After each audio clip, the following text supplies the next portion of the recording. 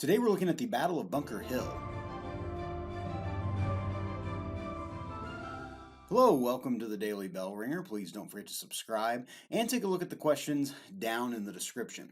So after the first shots of the American Revolution were fired at Lexington and Concord in April of 1775, the American militia surrounded Boston with the British and Loyalists, which Loyalists were Americans who wanted to remain loyal to Britain. They had them trapped inside Boston. Now, although the militia had the British surrounded, they simply did not have the guns and ammunition to march into Boston and force the British out. So, the British commander at the time of Lexington and Concord was General Thomas Gage. Gage was viewed by King George III back in England as being basically a coward for not easily defeating the American forces, and then after the loss of Fort Ticonderoga, the British were really losing confidence in Gage. So General William Howe, who was a veteran of the French and Indian War and had fought alongside American colonists during that war, was sent to Boston to aid Gage in trying to fix the situation. Howe was somewhat reluctant to fight and had even gone so far as to say he would not fight against those who he considered to be his American brothers. Yet nonetheless, he was given orders to break the stalemate there in Boston. Howe's plan was to take the high ground overlooking Boston at a place called Bunker Hill, which is located on the Charlestown Peninsula just to the north of the heart of Boston. However, the British were unaware that there were American spies collecting information, and they learned of the British plan to take Bunker Hill, and they passed that information on to the American militia. On the night of June 16, 1775, the militia, under the command of Colonel William Prescott, rapidly began to build earthworks and defenses to prepare for the British attack. However, they did not build their defenses on Bunker Hill. Instead, they moved one hill closer on Breed's Hill to build their defenses. So although it's called the Battle of Bunker Hill, the true fighting took place on Breed's Hill.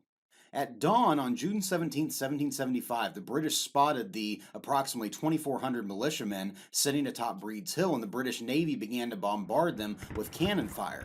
In the meantime, General William Howe moved forward with his plan, ferrying close to 3,000 British troops across the Charles River and began to get them in formation for a direct assault on the American position on top of the hill. The British began to move up the hill in lines, marching straight at the American militia.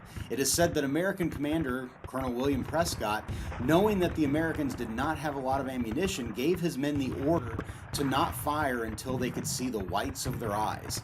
The Americans waited until the British were within less than 30 yards, and then they let loose.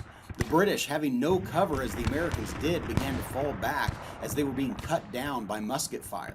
General William Howe pulled his troops back and reorganized, convinced that his well-trained army could overwhelm the untrained militia sitting on top of the hill.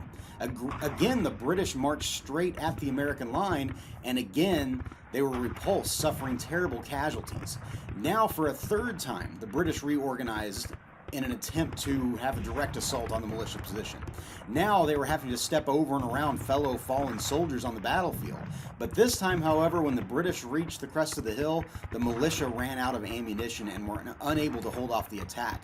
The British closed in on the militia lines and attacked hand to hand, fighting with their bayonets, which gave them a huge advantage as most of the militia did not have bayonets.